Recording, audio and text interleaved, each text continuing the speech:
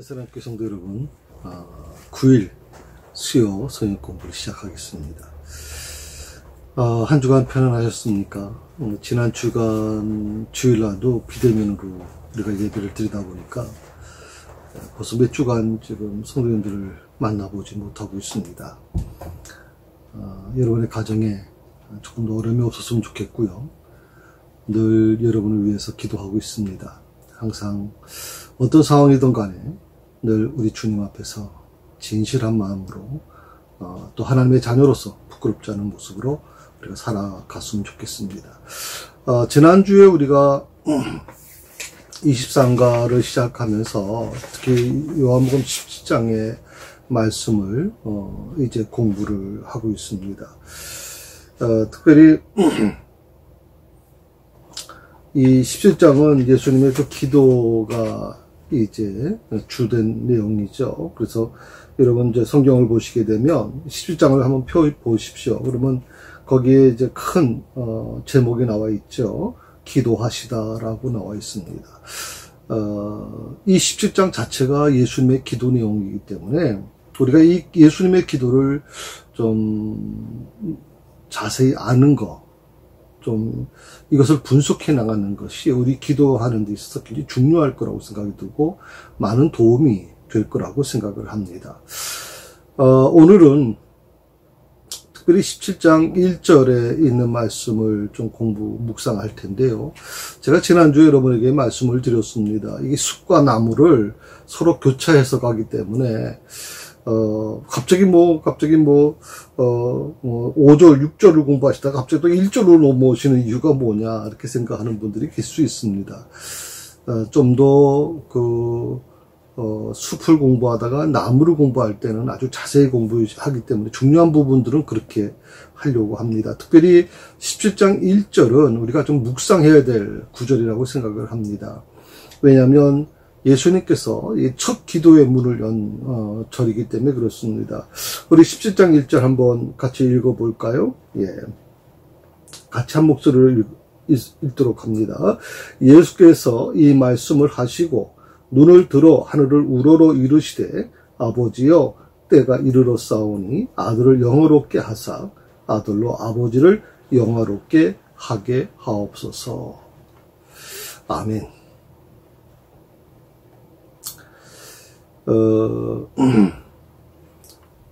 주님은 이제 곧 이제 체포당하게 되죠. 자기를 이제 잡으러 오는 사람들이 곧 올 거라는 걸 알고 계십니다. 이제 어떻게 보면 이 기도가 예수님의 마지막 이제 기도가 되겠죠. 그래서 예수님은 죽기 직전 마지막까지 이 예수님의 기도를 한번 보시게 되면 그 기도의 모든 시작부터 끝까지 어떤 것이냐면 바로 영화롭게라고 하는 말이 나와요. 아버지를 영화롭게 하게 하옵소서. 또 항상 그 모든 것 속에서 계속 예수님이 강조하는 것은 바로 하나님의 영광이거든요. 아버지 하나님의 영광만을 나타내기 위한 그 기도를 하셨음을 우리가 보게 됩니다.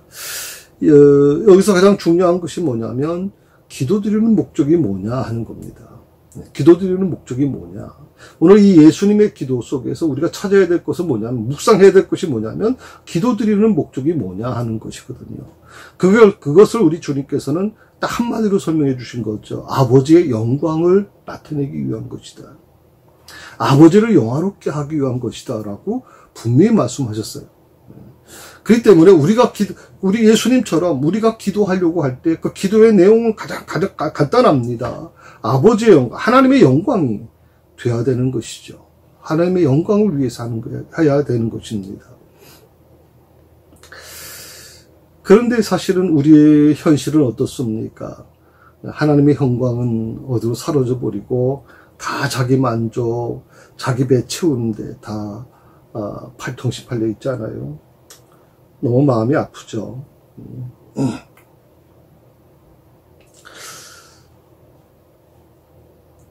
목사인 저도 마찬가지입니다. 목사들도 목회하는 이유가 뭐냐? 아버지의 영광, 하나님의 영광을 위해서 해야 되는 겁니다. 우리가 항상 하나님께 기도하면서 이거 주세요, 저거 주세요라고 자꾸만 어떤 요구하지만 그 요구가 뭐 때문에 요구되어지는가 조금 이따 다시 한번 구체적으로 설명드리겠습니다만은 저는 그게 누구를 위한 기도냐 하는 것입니다. 누구를 위한. 그러니까 우리 한국교회가 지금까지 많이 급성장해 왔던 건 사실이지만 여러분 우리 기독교의 신앙, 하나님의 말씀이 우리에게 주는 그 신앙의 기본과 기복신앙의 그 차이가 뭐냐? 간단합니다. 기복신앙은 뭘 달라는 것이죠. 그 달라는 것의 가장 중심이 뭡니까? 하나님의 영광은 없습니다. 거기는 내 자신의 유익만 존재하는 것입니다.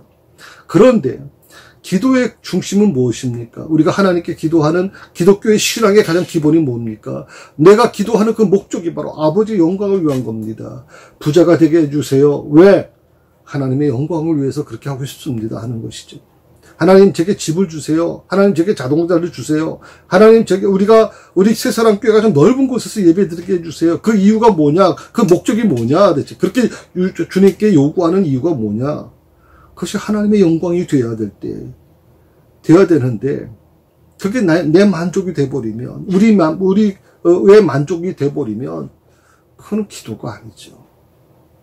그래서 기도는 하나님의 영광을 위한 것이어야 된다. 내 만족, 내 배 채우는 데 쓰여져서는 안 된다. 또 하나가 뭐냐면 주문화돼서는 안 돼요. 기도가 주문화되어 간다. 그래서 22가에서 제가 잠깐 언급했습니다만은 주기도문이 자꾸만 이게 주문화되어 가는 거죠.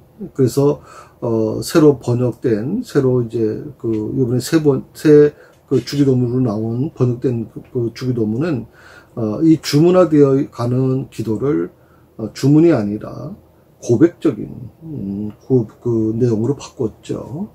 그래서 22가에서 그걸 자세히 말씀을 드렸습니다. 조금 여러분이 궁금하시면 22가를 한번 그 영상을 보시면 주기도문에 대해서 자세히 제가 설명을 드렸습니다. 주님의 생애를 한마디로 말하면 처음부터 끝까지 기도하는 삶이었다고 하는 겁니다. 저는 이게 굉장히 중요하다고 생각을 합니다. 기도하는 삶. 예수님의 삶은 기도하는 삶입니다. 그렇다면 나의 기도의 삶은 어떤 것일까요? 나는 지금 어떻게 신앙생활을 해나가고 있는 것일까요? 시작은 거창하게 하지만 나중은 흐지부지한 모습은 아닐까 하는 것입니다. 그러니까 어떤 문제가 일어나면 그 문제 때문에 기도하는 금식기도 하고 작정기도 하지만 그 기도가 지속적인 기도가 못 된다는 것이죠. 평소 때는 기도를 전혀 안 해요. 그러다가 무슨 문제만 생겼다 그러면 마치 무슨 하나님과 씨름하는 것처럼 아주 단독적으로 그렇게 하나님께 떼쓰는 모습들을 많이 우리가 보게 되죠. 그래서 이 부분은 좀 우리가 신중하게 생각해 볼 필요가 있다고 생각을 합니다. 제가 이 기도의 목적이 무엇인가를 좀 나중에 조금 말씀을 드리려고 합니다.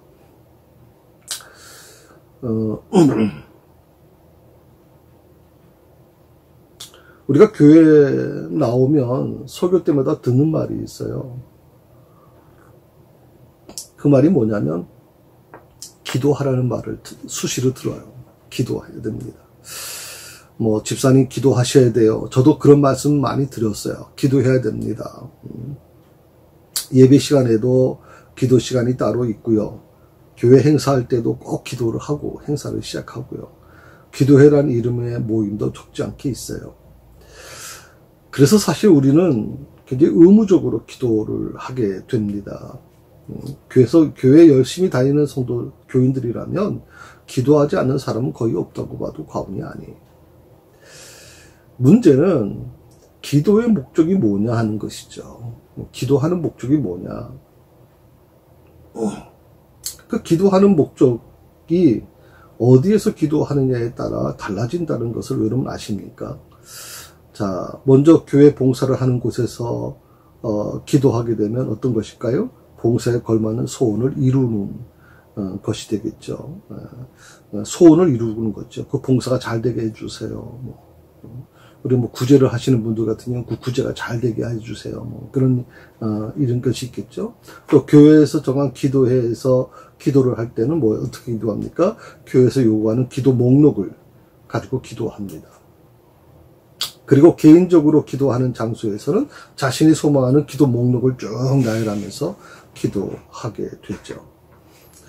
또 기도원에서 올라가서 기도하는 사람들 뭐 꼭 필요한 해결해야 될 문제를 놓고 간절하게 기도하고 있는 것이 사실입니다. 그런데 아쉽게도 이렇게 기도하는 시간과 열정에 비해서 응답이 거의 없다는 사실이죠. 응답받았다는 사람들이 그렇게 많지 않습니다.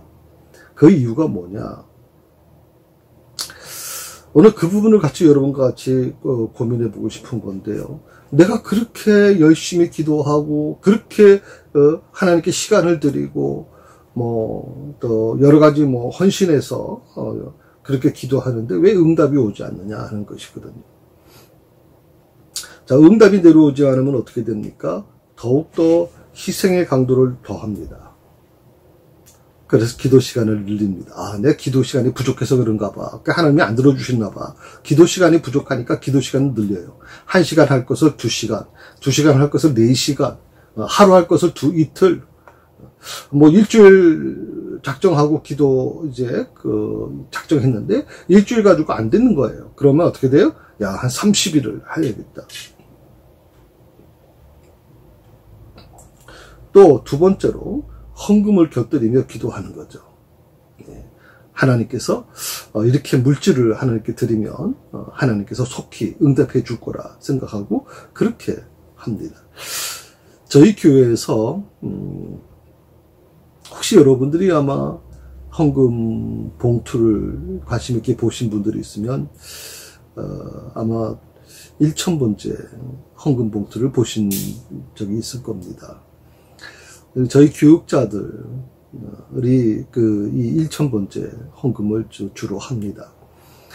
또 어떤 분은 담임 목사인 저의 건강을 위해서 1,000번째 헌금을 드린다고 이렇게 얘기를 합니다. 저 역시 1,000번째 헌금을 드립니다. 저나 또 우리 교육자들이나 또 저를 위해 제 건강을 위해서 1,000번째 헌금을 하시는 분들도 저는 똑같다고 생각을 합니다. 그분들이 어떤 기복적인 신앙을 바라보면서 1,000번째 헌금을 하는 것은 아니라고 생각을 합니다. 저 역시 날마다 이 하나님께 감사한 마음을 그렇게 올려드리고 있는 것이거든요. 우리가 항상 헌금을 드리고 더 그렇게 기도하면 하나님이 더 속히 들어주실 거다라고 생각을 하는 분들이 있습니다. 뭐 헌금을 드리면 더 좋긴 하겠죠. 뭐 담임 목사님 저 입장에서는 또 재정부 입장에서는 그렇게 해서 헌금 드리면 얼마나 좋겠습니까? 근데 1,000번째 헌금을 왜 확산시키지 않는지 아십니까?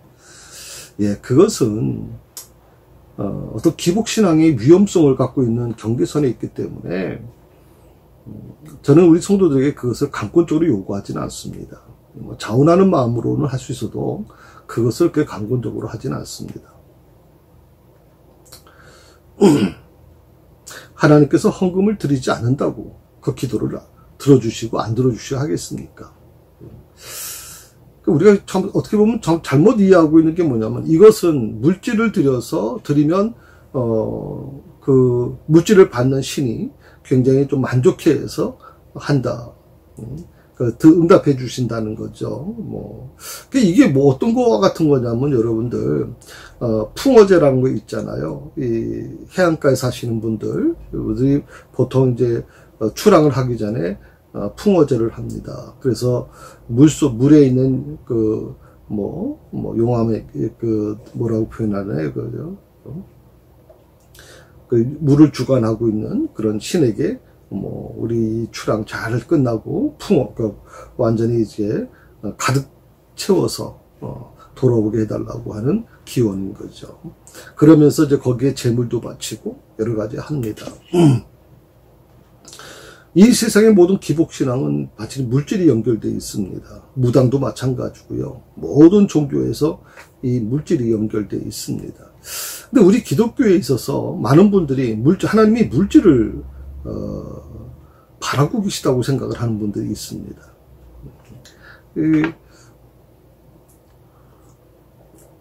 그거는 우리가 잘못 이해하는 부분들이 많이 있다고 생각을 하죠.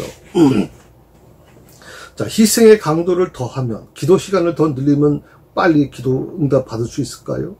헌금을 곁들이며 기도하면 더 응답이 빨리 속히 이루어질 수 있을까요? 결론은 절대 그렇지 않죠. 네, 절대 그렇지 않습니다. 물론 여러분 중에서 반문하실 분이 계실 겁니다. 이렇게 작정해서 하나님께 기도하고 또 헌금도 1,000번째 해가지고 또 이렇게 헌금을 했더니 속히 응답해 주던데요. 그렇게 얘기하는 분도 있을 수 있습니다. 저는 전혀 없다고 말씀드릴 수는 없습니다. 말씀드리는 건 아닙니다. 그러나 우리 기독교의 신앙은 이 기복신앙하고 분명히 다른 신앙이거든요. 그래서 오늘 여기서 더욱 희생의 강도를 더한다. 아무리 내가 기도하는 시간, 열정을 들여서 기도하는데 응답이 내려오지 않는다. 그러니까 더 희생의 강도를 더해서 기도 시간 늘리고 헌금 곁들여서 기도한다. 그런데 이것이 여러분 어디서 많이 본 적이 있지 않아요? 어디서 봤을까요? 이 비슷한 내용을 어디서 성경에서 찾을 수 있을까요? 예. 그렇습니다. 엘리야가 갈멜산에서 바알과 아세라 목상 섬기는 그 선지자들과 예언자들하고 이제 서로 싸우지 않습니까? 그때 그 바알과 아세라 목상을 섬기는 예언자들이 아무리 기도해도 응답이 오지 않는 겁니다. 그랬더니 어떡합니까? 자기 몸에 칼로 상처를 내면서 그렇게 해서 더 열정적으로 기도하더라는 거거든요. 이게 바로 이제 희생의 강도를 높여주는 겁니다. 성경은 바로 이 바알과 아세라 목상의 850명의 예언자들이 그렇게 자기 몸을 찢고 자기 몸에서 피가 흐르면서 막 그렇게 학대하면서 기도하는 것을 그걸 기도라고 얘기하지 않습니다. 그게 응답되지 않았다는 거 얘기죠. 그 결국 어떻게 됩니까? 엘리야는 하나님께 나가서 조용히 하나님께 기도하지 않습니까? 하나님, 하늘에서 불이 내려 여기서 하나님이 살아계심을 증거해 주십시오 라고 기도했더니 하늘에서 불이 내려서 완전히 다 태우지 않습니까? 850명이 하루아침에 몰살당합니다. 여러분, 희생의 강도를 더하는 기도, 희생을 요구하는 기도, 이것은 어떻게 보면 세상에서 말하는 그런 기도의 모습일 수 있어도 우리 기독교의 기도의 모습은 아닙니다. 여러분 잘못 이해하시면 안 됩니다. 우리가 항상 하나님께 감사 예물을 드리고 헌금을 드리고 또 우리가 그렇게 헌신하는 이유는 무엇입니까? 이렇게 해주길 바라고 하는 게 아니지 않습니까? 구원받은 것이 감격하고 감사해서 나 같은 죄인을 살려주신 게 너무 감사해서 하나님께 내 마음을 드리고 싶은 거잖아요. 내 육신의 건강을 주셨으니까 그것을 통해서 더 하나님께 봉사하고 싶은 거잖아요. 내게 물질을 주셨으니까 그 물질로 하나님께 더 올려드리고 싶은 거잖아요. 그건 뭘 대가를 원하는 게 아니잖아요. 그렇죠? 대가 원하고 드리는 거 아니에요. 여러분 사랑도 마찬가지예요. 대가를 원하는 사랑은 사랑이 아니에요. 절대 그건 사랑이 아니죠. 여러분. 사랑은 대가를 원하질 않아요. 자, 왜 내가 드린 기도가 응답이 없을까요? 그것은 기도의 목적이 하나님의 뜻이 아니기 때문입니다. 기도의 목적이 하나님의 뜻이 아니기 때문이에요. 하나님은 내가 소망하는 기도를 이루어주겠다며 기도하라고 하지 않으셨어요. 기도의 목적이 하나님의 뜻에서 변질되었기 때문에 그 기도는 응답될 수가 없어요. 오히려 그 기도가 응답됐다면 그 기도는 잘못된 기도예요. 그 기도는 잘못된 거예요. 그런 기도가 응답됐다면 말이에요.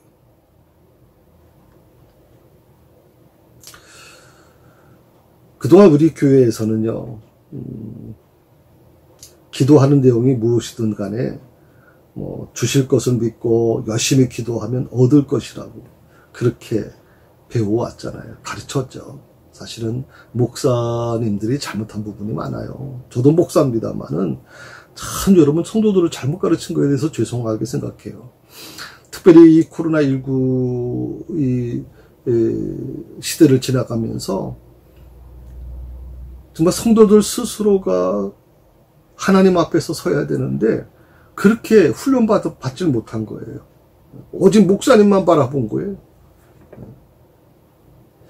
오직 그냥 지금까지 교회에서 가르쳐 준 대로 그냥 하나님께서 모든 것을 주십니다. 여러분. 열심히 기도하면 반드시 얻게 됩니다라고 하니까 그렇게만 우리가 살아온 거란 말이죠. 그러다가 우리가 모일 수가 없고 그런 가정에서 예배 드려야 된다는 이 사실이 우리에게 굉장히 어떻게 보면 어려움을 줄 수밖에 없는 거죠.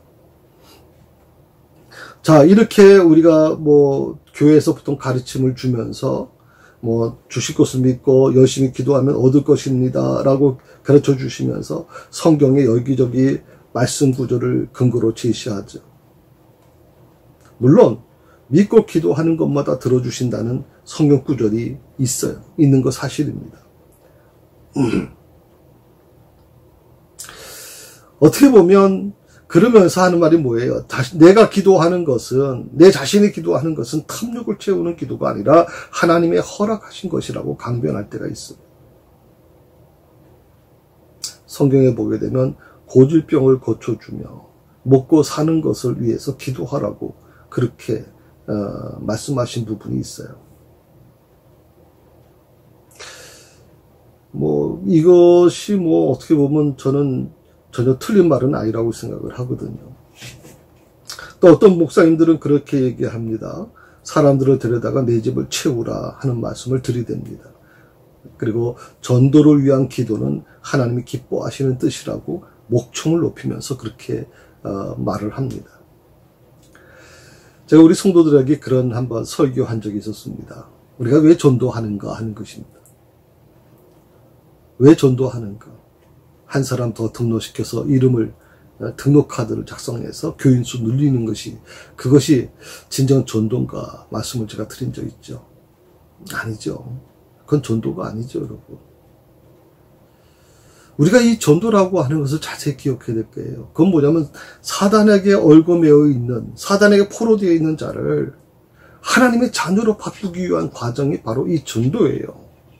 복음을 전해서 복음을 모르던 자에게, 사방에 음침한 골짜기에 있던 자에게 빛이신 예수님을 증거하고 빛이신 하나님을 증거함으로 인해서 그 사람에게 그 어둠에서 곳에서 탈출해서 밝은 빛으로 돌아오게 하는 거, 그게 바로 전도거든요.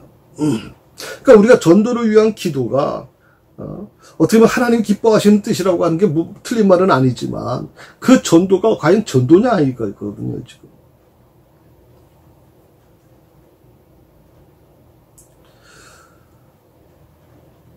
그건 우리가 기도를 많이 했는데 왜 기도가 응답이 없을까요? 아무리 하나님의 뜻이라고 말해도 응답이 없었다면 뭔가 잘못된 것이 있다고 생각해 볼 수 있죠. 그러면 이런 질문에는 믿음이나 기도가 부족하거나 하나님의 때가 되지 않아서라고 변명하는 경우가 많이 있어요. 응답이 이루어지지 않았다 그러면 당신의 믿음이 부족합니다. 기도가 부족합니다. 아니면 또 하나님의 때가 되지 않아서 그렇습니다. 그 얘기할 때가 많이 있단 말이죠. 근데 사실 어떻게 보면 이런 어떤 변명은 좀 안 했으면 좋겠다 생각이 들어요. 믿음이 부족해서, 기도가 부족해서, 제가 여러분에게 그때 믿음에 대한 말씀을 지금 55주째 지금 말씀을 드리고 있고, 믿음에 대한 부분을, 우리가 갖고 있던 기존의 믿음에 대한 부분과 진정으로 하나님께서 원하시는 믿음에 대한 부분이 뭐가 다른가를 분명히 말씀을 제가 드렸잖아요. 우리가 믿음을 잡으려고 하면 안 된다는 거예요. 믿음은 선물이에요, 여러분. 믿음은 내가 잡고자 해서 이루어지는 게 아니에요. 그런데 우리는 그 믿음을 내가 열심히 잡아야 돼요. 잡기 위해서 어떻게 해야 돼요? 더 열심히 충성하고 더 열심히 기도해야 돼요. 그 믿음을 지키기 위해서, 믿음을 더 한 단계 업그레이드 하기 위해서 더 열심히 뭘 희생을 해야 된다고 생각을 한단 말이죠. 그러니까 무거워지는 거예요. 그리고 무거워지고, 그 믿음이라는 것은 그런 자신의 희생을 바탕 위에 세워진 것이라면, 기초 위에 세워진 것이라면 언제든지 여러분 무너질 수밖에 없는 거죠. 그렇죠? 그 믿음은 누구에게서? 하나님에게서 오신 거예요. 하나님께서 선물로 주신 거예요, 믿음.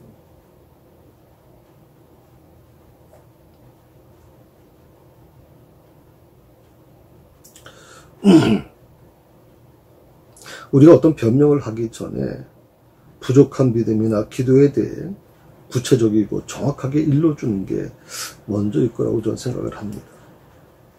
때가 안 되었다면 분명한 때에 대한 하나님의 원칙을 말해주는 거, 그래서 쓸데없이 기대하지 않도록 그렇게 가르쳐주는 게 중요한 것이겠죠.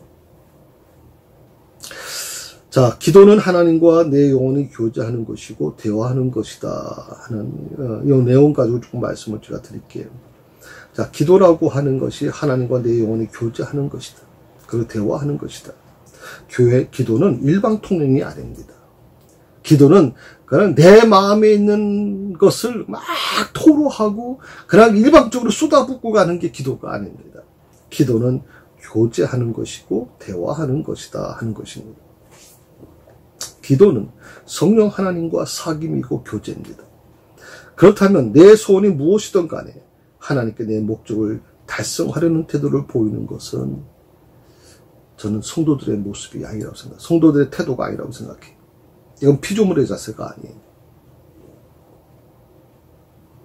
기도하는 목적은 하나님의 뜻을 이루는 것이지 내 욕심을 채우는 게 아니에요. 우리가 이 부분을 좀 꼭 기억했으면 좋겠어요. 우리가 기도하는 목적이 하나님의 뜻을 이루는 것이다. 오늘 예수님께서 그래서 계속적으로 아버지를 영화롭게 하게 하옵소서라고 하는 말씀을 드리면서 처음부터 끝까지 예수님의 기도는 아버지의 영광, 하나님의 영광만을 위한 것이겠어요. 그게 기도의 목적이었어요. 우리의 기도의 목적도 마찬가지죠. 하나님의 뜻을 이루는 것이 돼야 돼요. 하나님의 영광을 드러내는 것이 돼야 돼요. 내 욕심을 채우는 것이 되면 안 돼요. 그래서 갑자기 어떤 문제가 있을 때만 기도하는 게 아니라 평소에 하나님과 깊고 치밀한 기도의 습관을 들이는 것, 그게 바로 먼저라는 거예요. 그런데 여러분 한번 자신을 생각해 보세요. 평소에 기도를 하지 않잖아요. 평소에 기도하지 않으면서 어떤 문제만 부딪혔다 그러면 무슨 큰일 난 것처럼 그렇게 우리가 해나가는 모습을 보게 되는데 그건 안 되죠.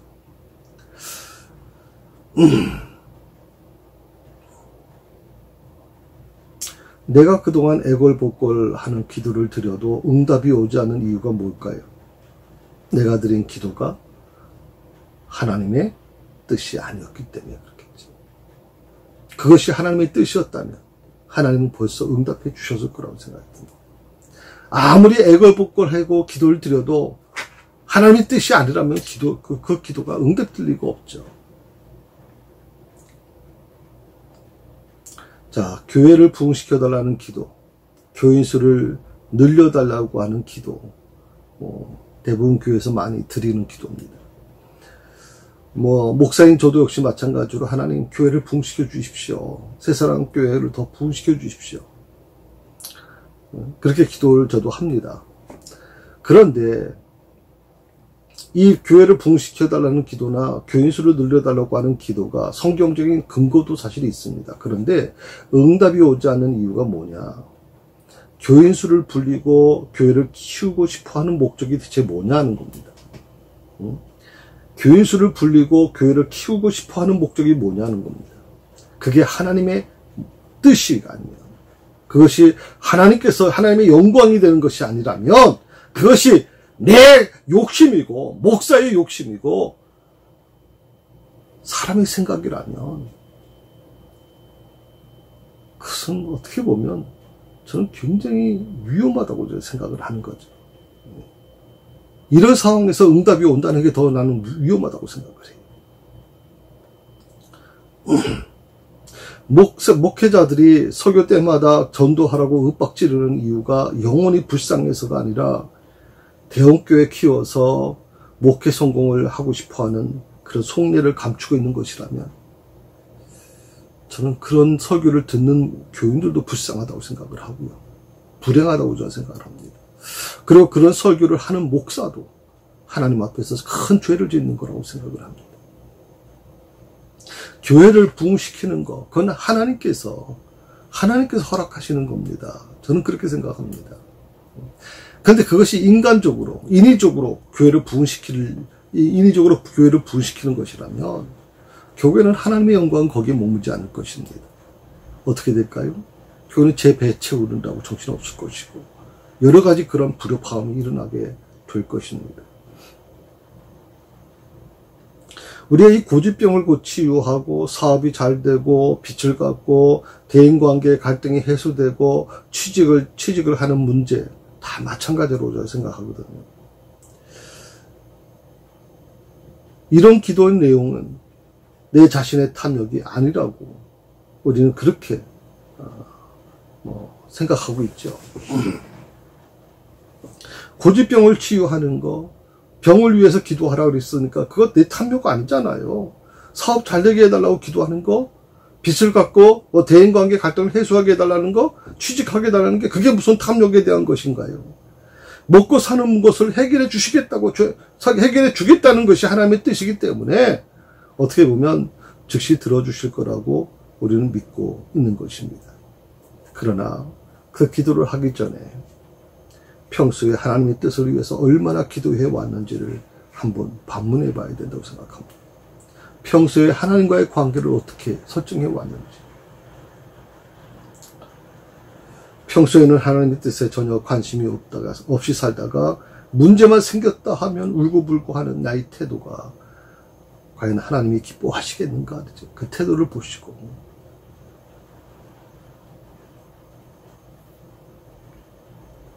제가 지난주에 말씀드린 그 주기도문도 마찬가지죠. 예수님이 가르쳐 주신 주기도문, 그 주기도문의 내용의 가장 중심이 뭡니까? 하나님의 뜻을 이루는 것으로 채워져 있습니다. 하나님의 뜻을 이루는 것. 조금 지금도 우리가 지금 예수님의 기도에 대한 부분을 공부합니다만은 예수님의 기도의 처음과 끝이 뭡니까? 하나님의 영광을 위한 것이에요.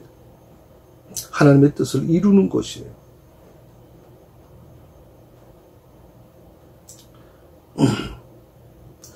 오늘 이 주기도문을 우리가 자주 고백을 합니다만은 이 주기도문의 고백처럼 우리는 그런 내용의 기도를 해오고 있는가 하는 것을 한번 생각해 봤으면 좋겠어요. 그런 내용의 기도, 주기도문에 있는 그 내용의 기도를 우리가 해오고 있는가, 아니면 내 문제를 해결하고 욕구 채워달라고 하는 기도를 하고 있는가 하는 것이에요.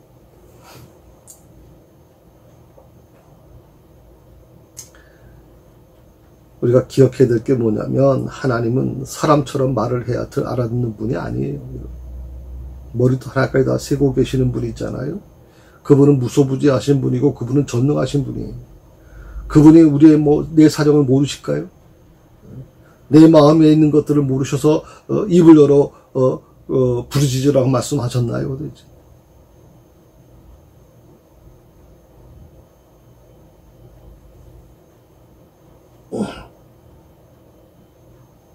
내가 하나님의 기뻐하시는 자녀로 인정받았다면 이미 나의 필요를 알고 계시는 하나님께 기도하지 않아도 하나님은 넘치도록 채워주실 거라고 저는 믿어요.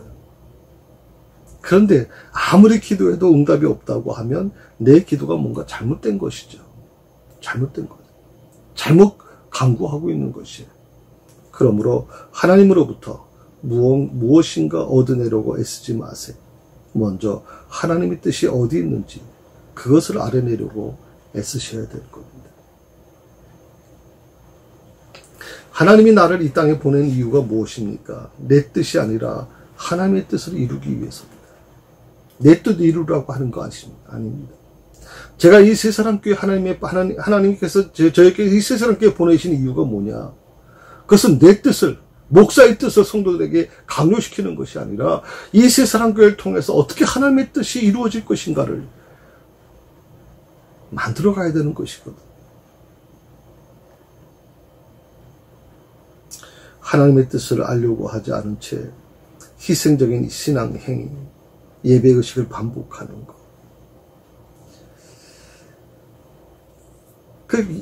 그런 희생적인 신앙 행위와 예배의식을 반복한다고 해서 과연 무엇이 이루어지겠냐 이 말이죠. 하나님의 뜻을 알려고 하지 않고 결국에는 내 탐욕, 내 자신의 탐욕을 채우고 문제 해결을 바라고 있는 내 모습이 얼마나 부끄럽겠습니까? 그렇게 드려지는 희생적인 신앙 행위가 무슨 의미가 있습니까? 그렇게 드려지는 예배의식이 과연 무엇이 의미가 있는 것입니까? 여러분이 어떤 구제를 하든 그 구제가 정말 하나님의 영광을 위한 것이 아니라 내 만족이라면 그게 무슨 의미가 있는 것입니까? 아무 의미가 없는 거죠.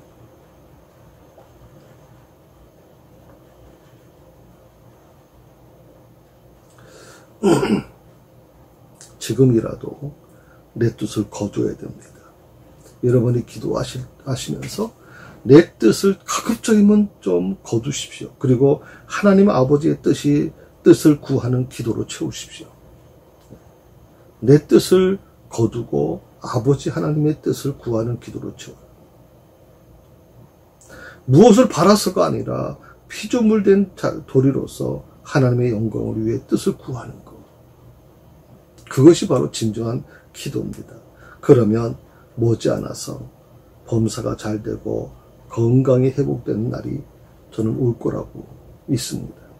그게 기도입니다. 뭘 내가 이렇게 희생을 하면서 함으로 인해서 그 대가를 바라려고 하는 것은 기복신앙이고, 하나님이 내게 주시는 은혜가 너무 커서 그 은혜를 갚을 길이 없어서 하나님께 드려지는 그 모든 헌신은 그건 아름다운 거죠. 대가를 원하는 게 아니죠.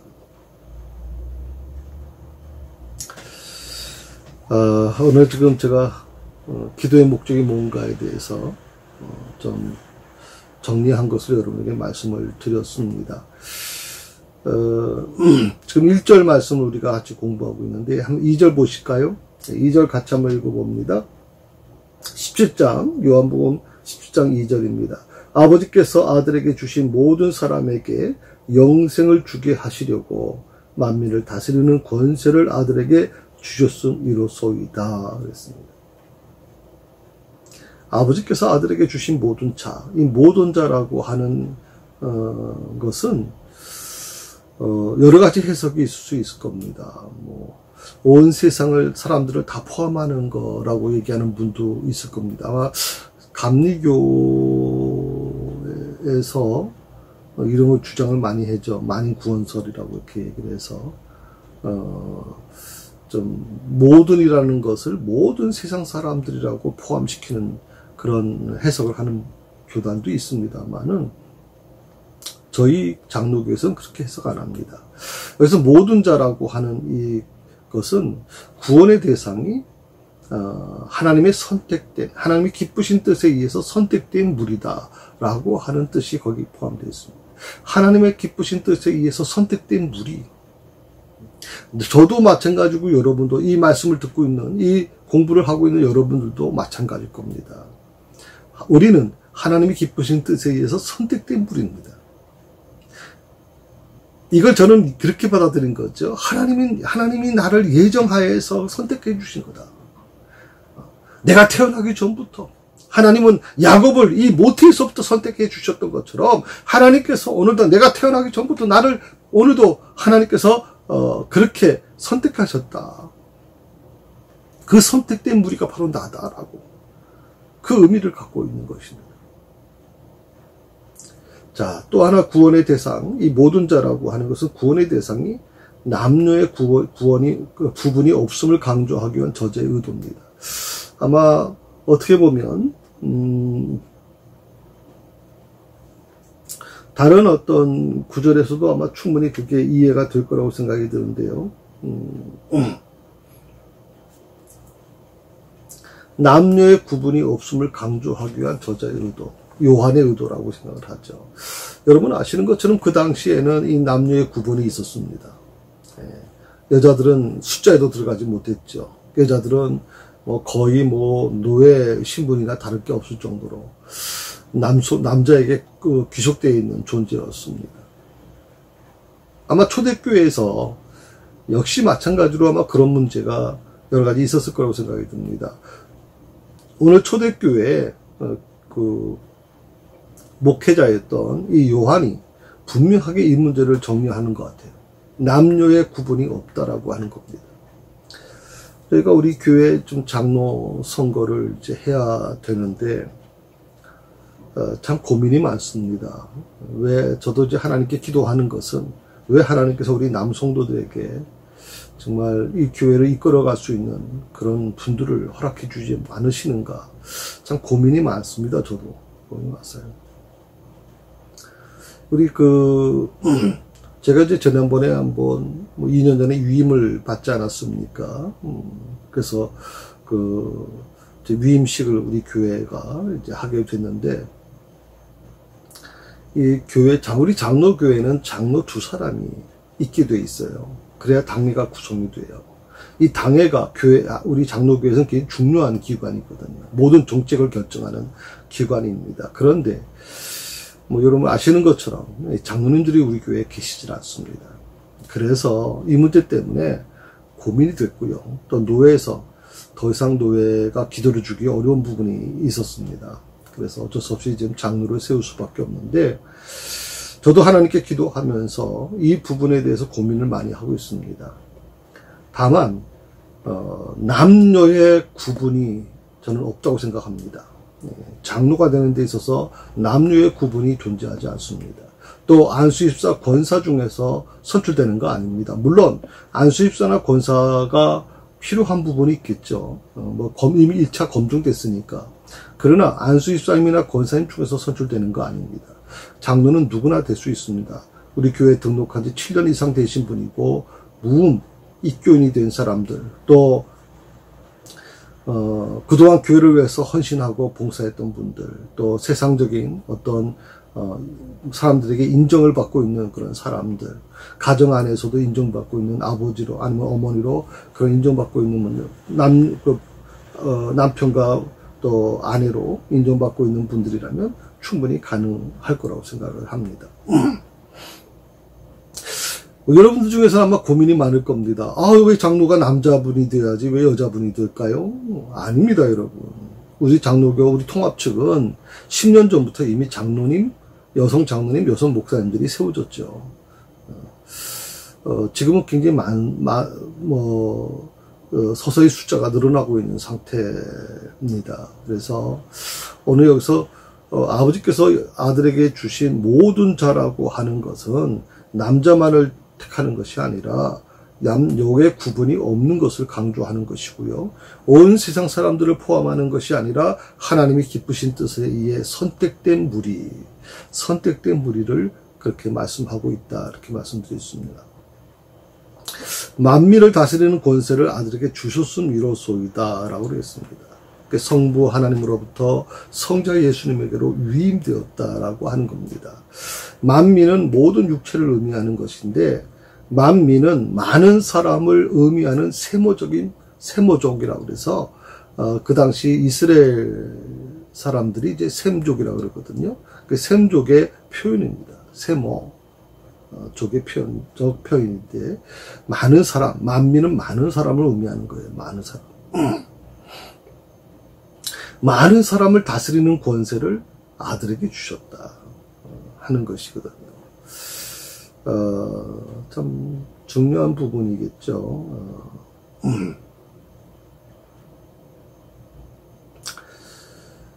4절의 말씀에 보게 되면, 4절 한번 보시겠어요? 예. 아버지께서 내게 하라고 주신 일을 내가 이루어 아버지를 이 세상에서 영원롭게 하였사오니. 요한은 일관되게 예수님을 어떻게 표현하냐면 하나님의 지상 대리인 역할을 하는 분이라고 표현하고 있어요. 주님이 이 땅에서 감당하신 모든 일들, 그건 아버지께서 하라고 하신 일이라.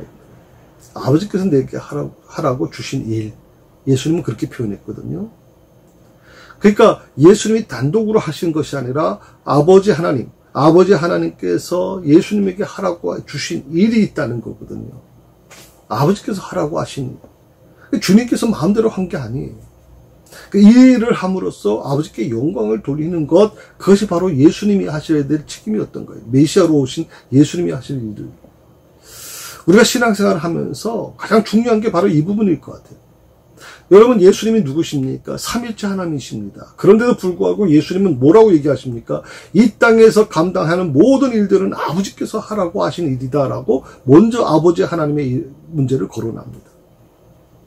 그리고 주님 마음대로 하지 않으십니다. 우리가 교회를 할 때 어쩌면 이 주님의 마음으로 일하면 좋지 않겠나 하는 생각이 듭니다. 내 마음대로, 내 생각, 내 성격 그대로 어떤 일을 하려고 하면 그렇게 함으로써 잠깐 불협화음이 일어나잖아요. 그것이 바로 아버지의 영광을 가리는 일이 될 수 있기 때문에 우리는 이 교회를 하는데 굉장히 중요합니다. 왜? 교회의 머리가 누구십니까? 예수님이시잖아요. 그래서 오늘 그분을 우리가 기억해야 될 것 같다고 생각합니다.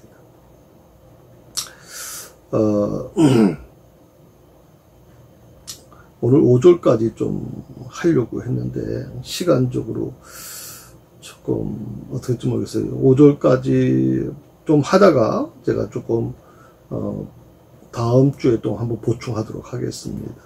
5절 말씀에 보게 되면 이런 말씀이 있습니다. 아버지여, 창세전에 내가 아버지와 함께 가졌던 영화로서 지금도 아버지와 함께 나를 영화롭게 하옵소서. 지금도라고 하는 말이 참 중요한 부분입니다. 이 지금도라고 하는 표현은 어떤 시간적인 개념인데,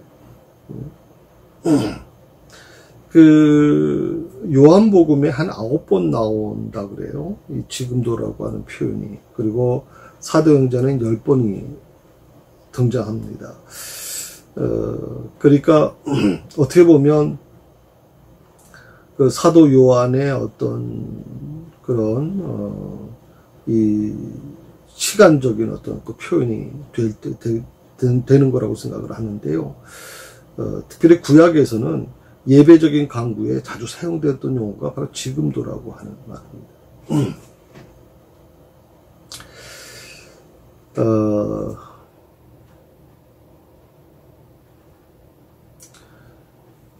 일시적으로 자신을 비우신 주님께서 창세전의 영광을 회복하시기 위해서 성부 하나님께 청원하시는 모습. 지금도 아버지와 함께 나를 영화롭게 하옵소서. 지금도.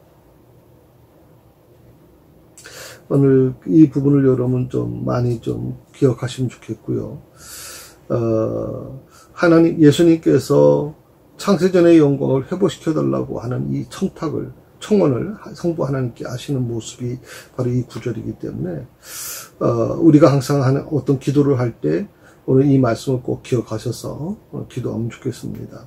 하나님, 나에게 정말 하나님께서 주시고자 하는 그런 마음을 지금 허락해 주십시오. 정말 그 하나님의 영광이 내 안에서 다시 회복되게 하여 주옵소서. 그걸 위해서 여러분 우리가 같이 기도해야 될 거라고 그렇게 믿습니다. 오늘은 여기까지 하겠습니다. 다음 주에는 3번을 중심으로 해서 공부하도록 그렇게 하겠습니다. 예, 수고하셨습니다. 기도하십시다. 하나님 아버지, 주님의 기도를 우리가 공부하면서 철저하게 오직 하나님 아버지 하나님의 영광을 위해서 그 기도가 드려지는 것을 보았습니다.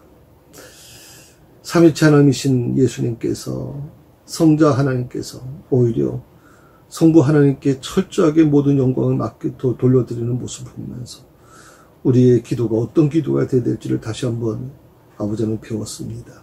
늘 주님 안에서 아버지 하나님의 겸손한 모습으로 주의 뜻을 이루게 하여 주시고, 내 생각, 내 판단, 내 경험에 의해서 내 욕망을 채우기 위해서 하는 기도가 아니라 오직 주 아버지의 영광을 위해서만 드려지는 기도가 되게 하여 주옵소서. 저희 새사랑교회가 정말 하나님의 인간적인 욕망이 채워지는 교회가 아니라 아버지의 영광, 아버지의 뜻을 이루는 교회가 되게 하여 주옵소서. 한 주간 동안도 사랑하는 성도들을 지켜주시기를 원하고 예수님의 이름으로 기도드립니다.